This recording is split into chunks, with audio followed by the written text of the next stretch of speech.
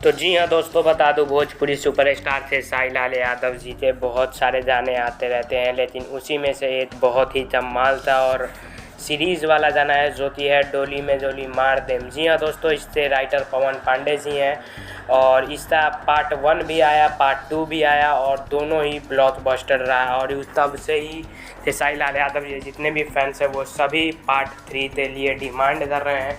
लेकिन पवन पांडे जो कि इस गाने के राइटर हैं, डोली में डोली मार देम थे 1 और 2 थे, वही 3 भी लिखने वाले हैं। लेकिन अब फेक पोस्टर रिलीज़ किया जा रहा है क्योंकि पवन पांडे काफ़ी दिनों से कह रहे हैं अब रिलीज़ हो रहा, लेकिन ये गाना रिलीज़ नहीं हो रहा है।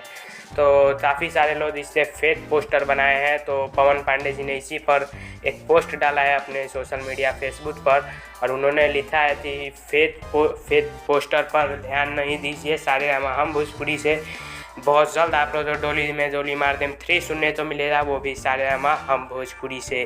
तो आप लोग जितना एक्साइटेड है कमेंट में मुझे ज़रूर बताइए। वीडियो लाइक कर दीजिए, चैनल पर नया तो सब्सक्राइब करते बेल आइकन ज़रूर दबा लीजिए। तब तक के लिए जय हिंद, जय भारत।